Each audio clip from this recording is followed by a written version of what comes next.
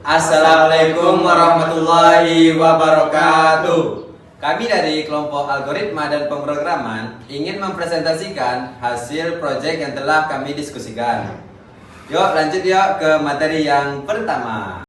Assalamualaikum warahmatullahi wabarakatuh. Di sini izin memperkenalkan diri. Perkenalkan, nama saya Muhammad Zaki sebagai pemateri pertama. Nah, di proyek kami merupakan proyek inventaris toko. Nah, program kami ini berfungsi untuk bisa menambahkan produk, mengubah nama produk, menambah harga, dan mengubah stok di dalamnya. Oke, kita masuk ke dalam codingannya. Nah, untuk yang pertama, agar output dari program kita ini berupa tabel dan terstruktur, kita menggunakan import CSV seperti file di dalam Excel ya tuh, menggunakan file yang terstruktur dan tertabel dia.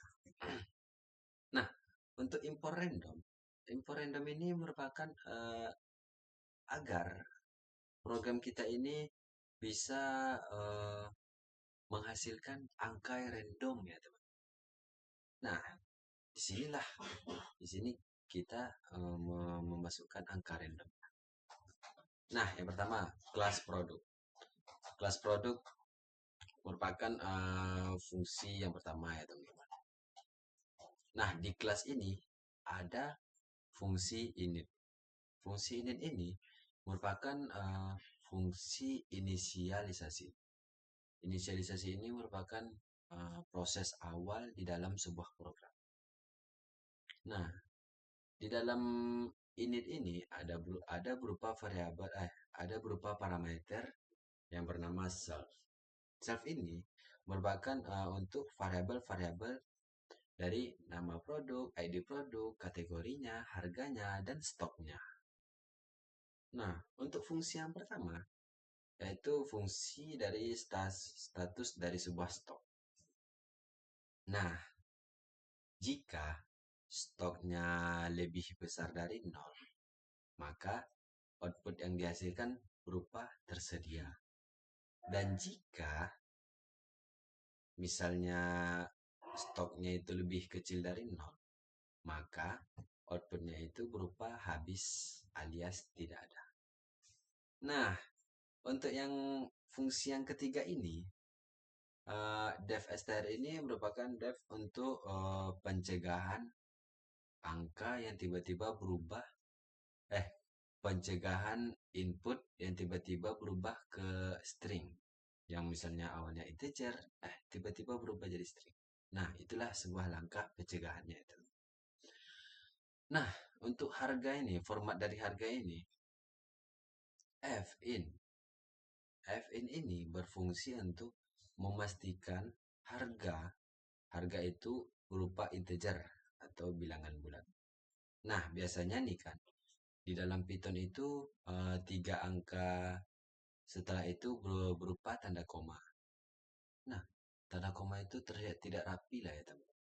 Nah, di sini kita ingin mengubah tanda koma tersebut menggunakan replace. Nah, mengubah tanda koma menjadi tanda titik ya teman-teman. Nah, di sini kita memasukkan semua list-list yang telah kita masukkan tadi.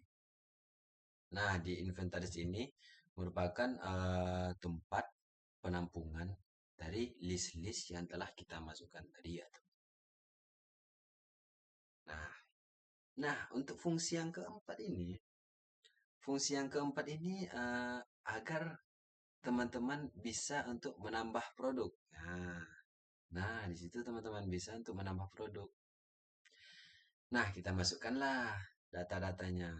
Nama ini harga itu berupa float. Jadi bisa berkoma ya teman-teman. Nah, biasanya gitu. Misalnya 12.500. Nah, di situ ada komanya.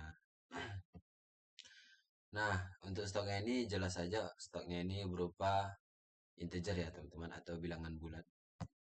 Ketika float itu nggak mungkin lah ya jumlah stoknya itu 1,5. Nah, itulah teman-teman. Nah, untuk dari ID sebuah produk ini, biasanya di inventaris itu ada ID. Per produknya itu dikasih ID random ya teman-teman. Misalnya dari 1 sampai dengan 1000 gitu. Nah, di sini saya memasukkan angkanya itu dari 1000 sampai dengan 9999. Nah, disitulah tadi import random itu berguna, teman-teman. Nah, ketika teman-teman ingin menambahkan produk, teman-teman bisa menggunakan inventaris.append. Nah, di sini teman-teman bisa menambahkan produk-produknya. Nah, ketika produk itu berhasil ditambahkan, outputnya itu berupa produk berhasil ditambahkan. Nah, untuk penanganan errornya ini, kami penanganan error dari harga dan stok ini menggunakan accept value error.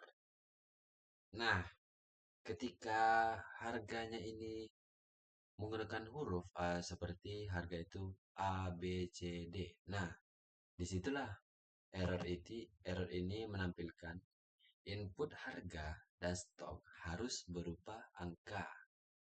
Nah, itu teman-teman. Ketika teman-teman menggunakan huruf dalam menginput sebuah harga, nah disitulah penanganan errornya ini menampilkan input harga dan stok harus berupa angka. Nah, untuk fungsi selanjutnya ada def untuk menampilkan semua produknya teman-teman. Nah, bisa saja teman-teman ya ini menggunakan perulangan for. Nah, di perulangan ini kita menampilkan semua produk-produk kita di inventaris ini. Nah, di situ teman-teman bisa untuk menampilkan inventaris. Nanti di sana untuk di sana menampilkan nama produk, ID produk, kategorinya, harganya, stoknya. Nah, disitulah nanti teman-teman bisa melihat apa-apa saja barang yang sudah ditambahkan, barang yang sudah diubah, harga yang sudah ditambahkan. Nah, disitulah teman-teman bisa melihatnya. Oke, baik. Itu saja materi yang saya sampaikan. Semoga teman-teman dapat memahami dengan baik dan benar. Selanjutnya materi selanjutnya akan dijelaskan oleh pemateri kedua. See you. Assalamualaikum warahmatullahi wabarakatuh. Halo, perkenalkan saya Hairul Anwar sebagai pemateri kedua yang akan melanjutkan pembahasan dari pemateri sebelumnya. Nah, saya akan melanjutkan dari line 37. Di proyek kami terdapat dua fungsi pencarian. Yang pertama adalah linear search. Linear search ini mencari berdasarkan nama. Jadi, program akan mencari nama yang ada di list inventaris. Nah, kemudian jika ditemukan kecocokan, maka program akan mengembalikan nilainya. Jadi, di sini dia akan mencari satu persatu di antara banyaknya list yang ada di dalam inventaris. Nah, di sini saya juga menggunakan if p nama lower sama dengan nama lower. Ini bertujuan untuk membuat atau meminimalisirkan kesalahan pada saat kita memasukkan aqua dengan A besar dan aqua dengan A kecil agar tidak terjadi kesalahan. Nah, jika ditemukan kecocokan, tadi akan dikembalikan fungsinya. Dan jika tidak, akan masuk ke return none. Nah, selanjutnya di sini ada linear, ada binary search. Nah, binary search ini mencari berdasarkan ID. Jadi, seperti yang kita tahu, binary search hanya bisa digunakan ketika ID-nya itu sudah tersusun atau sudah terurut. Nah, karena di sini belum, jadi kita akan urutkan dulu menggunakan sort. Jadi, setelah itu baru ditentukan batas bawah atau batas awal dan batas akhirnya. while low kecil sama dengan high, maka mid sama dengan low tambah high dibagi 2. Ini maksudnya adalah pencarian akan dimulai dari ID tengah atau dari tengah. Nah, if inventaris mid ID sama dengan ID dicari, jika ID yang di tengah sama dengan ID yang dicari, maka akan dikembalikan programnya atau akan dikembalikan nilainya. Tapi, jika ID yang di tengah kecil dari ID yang dicari, maka program akan bergeser ke kanan untuk mencarinya. Nah, ataupun ID yang dicari besar dari ID, maaf, ataupun ID yang di tengah besar dari ID yang dicari, maka program akan bergeser ke sebelah kiri hingga sampai batas. Nah, jika ditemukan kecocokan, maka program akan dikembalikan. Nah, jika tidak, akan masuk ke return null. Nah, selanjutnya, di sini terdapat fungsi simpan CSV. Nah, di sini, fungsi simpan CSV berfungsi untuk menyimpan file atau menyimpan data kita ke dalam file bernama inventaris.csv.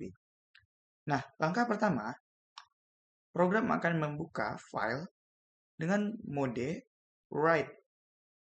Nah, kemudian dibuat sebuah objek writer untuk menuliskan header.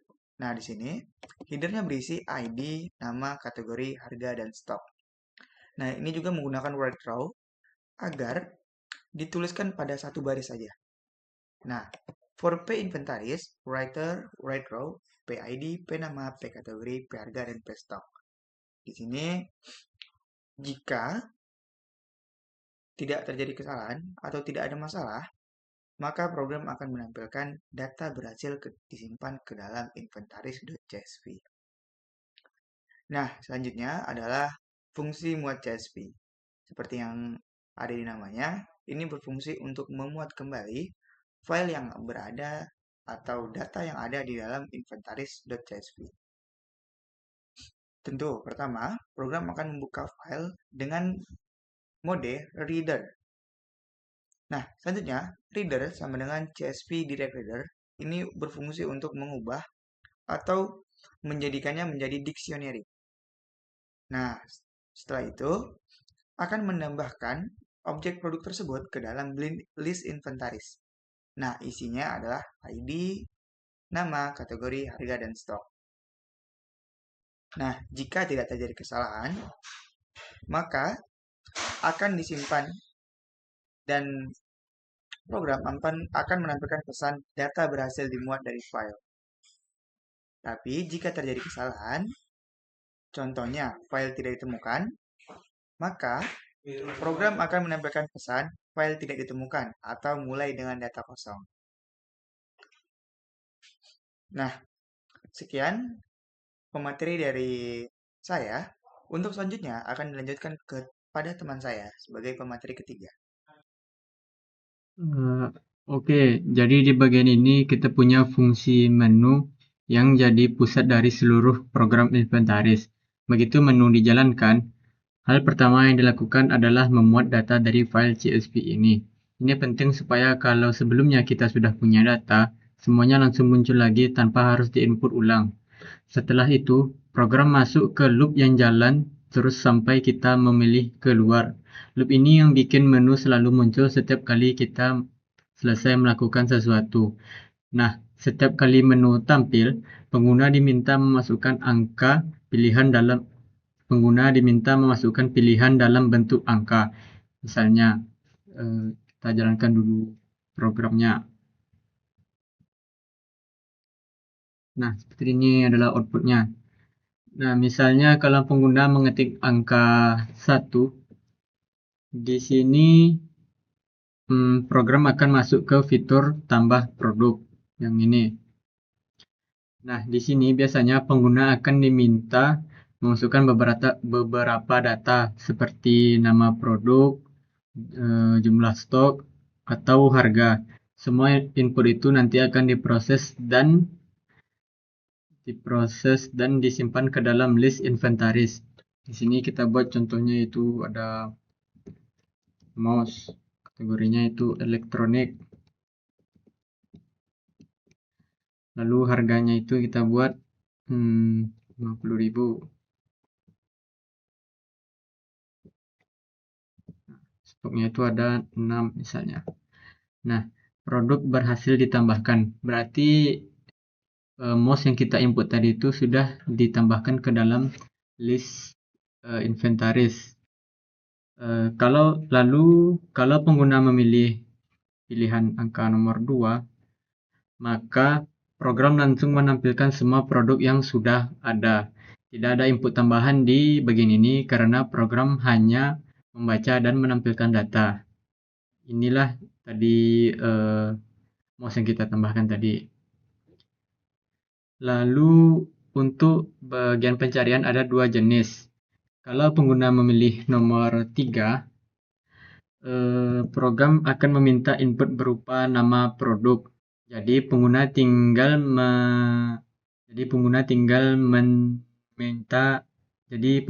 mengetik nama yang ingin dicari. Lalu program kemudian melakukan pencarian linear, yaitu mengecek satu persatu produk sampai ketemu atau sampai habis. Sini misalnya kita mau cari laptop.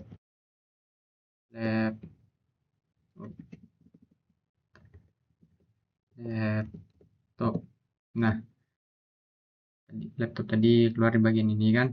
Lalu kalau pengguna memilih menu nomor 4, yaitu cari produk menggunakan ID, program meminta input berupa ID produk. Di sini itu inputnya itu harus berupa angka. Kalau pengguna salah ketik, misalnya memasukkan huruf, program langsung memberitahu bahwa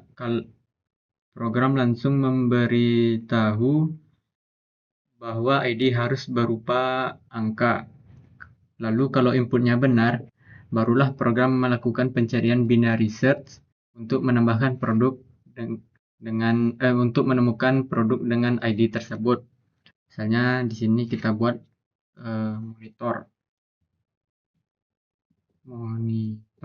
Nah, output yang keluar itu adalah ID harus berupa angka. Jadi di sini nih emang kita harus memasukkan ID berupa angka. ID monitor itu 1417. Nah, output dari monitornya akan keluar. Lalu menu nomor 5 digunakan untuk menyimpan data ke file CSV. Di bagian ini, pengguna tidak perlu memasukkan apapun. Program langsung menyimpan semua data yang ada. Dan kalau pengguna memilih menu nomor 6, program menampilkan pesan keluar dan menghentikan loop, sehingga program selesai dijalankan. Coba keluar dulu. Nah, keluar dari program. Lalu di bagian paling bawah di algoritma ini ada pengecekan, yaitu if name equals main, dan jalankan menu yang memastikan bahwa menu ini hanya dijalankan kalau file ini dibuka langsung, bukan diimpor dari file lain. Jadi segitu saja penjelasan dari saya. Sekian dari presentasi kami. Mohon maaf bila ada kesalahan maupun ucapan yang telah kami ucapkan. Saya tutup dengan mengucapkan wassalamualaikum warahmatullahi wabarakatuh.